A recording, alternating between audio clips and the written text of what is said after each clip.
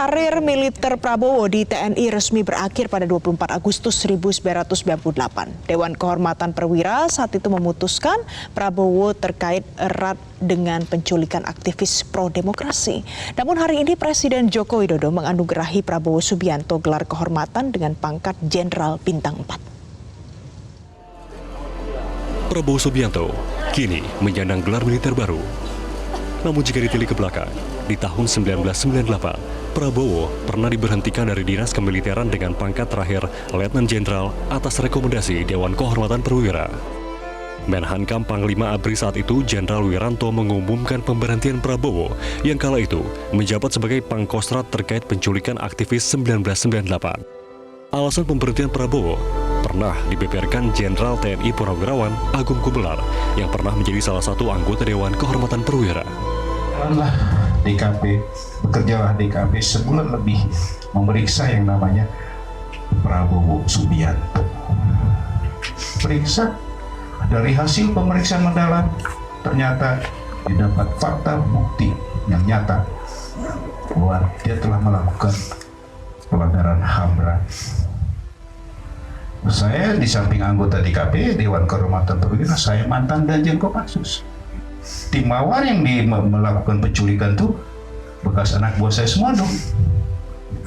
Saya juga pendekatan dari hati ke hati dengan mereka di luar kerjaan DKP, karena dia bekas anak buah saya dong.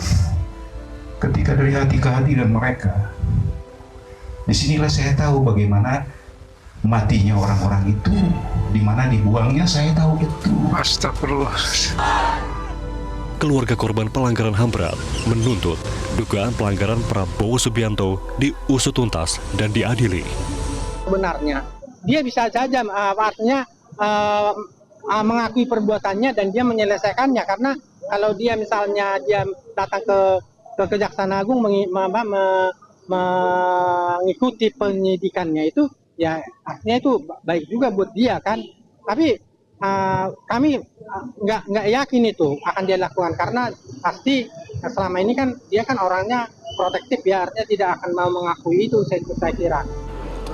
Di 11 Januari 2023, Presiden Joko Widodo secara resmi mengakui ada 12 pelanggaran hak asasi manusia berat yang telah terjadi di Indonesia di masa lalu. Presiden menyampaikan pemerintah akan berupaya memulihkan hak para korban secara adil dan bijaksana. Saya dan pemerintah berusaha untuk memulihkan hak-hak para korban secara adil dan bijaksana tanpa menegasikan penyelesaian yudisial. Yang kedua, saya dan pemerintah berupaya sungguh-sungguh agar pelanggaran hak asasi manusia yang berat tidak akan terjadi lagi di Indonesia pada masa yang akan datang. Dengan diberikannya kenaikan pangkat oleh Presiden, kini Prabowo yang pensiun dari TNI dengan pangkat Letjen resmi menyandang pangkat Jenderal Bintang 4. Tim Liputan Metro TV. Jelajahi cara baru mendapatkan informasi. Download Metro TV Extend sekarang.